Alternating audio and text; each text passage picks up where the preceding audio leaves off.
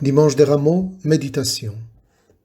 Le dernier dimanche du Carême, appelé aussi dimanche des Rameaux, conclut, frères et sœurs, notre parcours de 40 jours avec un message profond qui interprète les souffrances et la mort de Jésus.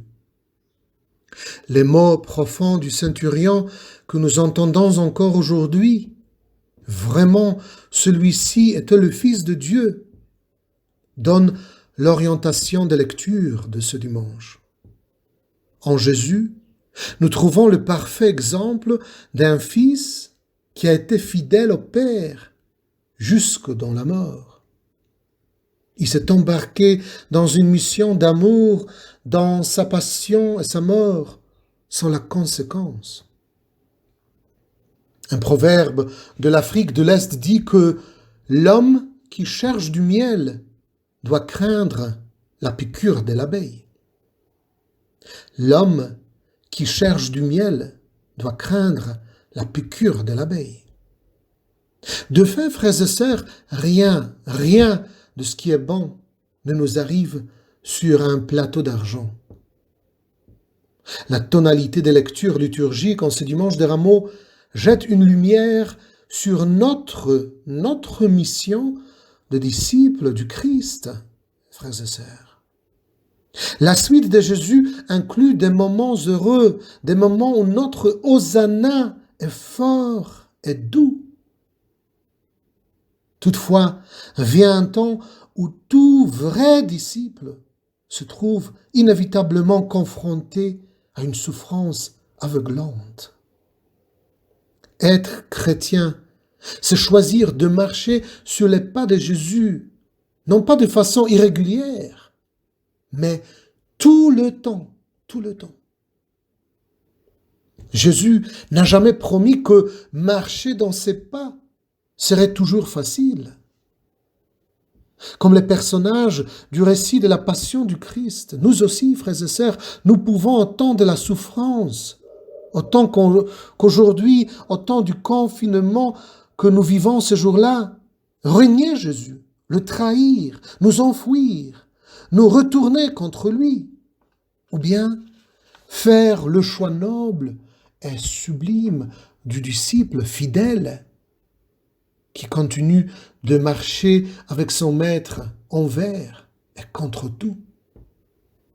Nous ne sommes pas appelés, frères et sœurs, à porter une croix de bois vers le Golgotha, mais nous le sommes à persévérer sur notre chemin de foi avec le Seigneur Jésus. Certains peuvent rencontrer la croix dans un mariage brisé et dans une expérience de rejet. D'autres auront à subir leur passion dans la relation avec un employeur injuste et qui les traite mal. D'autres encore auront à porter leur croix au moment de l'échec, à un examen ou à une épreuve de vie. Chacun de nous, frères et sœurs, devra porter sa croix à un moment ou à un autre de sa vie. Dans toutes ces expériences, Saint Paul, dans la deuxième lecture d'aujourd'hui, nous offre comme source d'inspiration les paroles de ce bel hymne de la primitive Église, s'étant comporté comme un homme qui s'humilia plus encore, obéissant jusqu'à la mort et à la mort sur une croix. Aussi, Dieu l'a-t-il exalté et lui a-t-il donné le nom qui est au-dessus de tout nom. De tout nom. Lorsque nous persévérons dans nos missions variées, frères et sœurs, et partageons les souffrances du Christ, nous commençons aussi à partager sa gloire. Au début de cette semaine sainte, unissons-nous. Unissons nos souffrances présentes à celles du Christ et offrons-les en sacrifice de réparation et de l'expiation pour les péchés du monde entier. Jésus miséricordieux, aie pitié de nous pécheurs. Amen.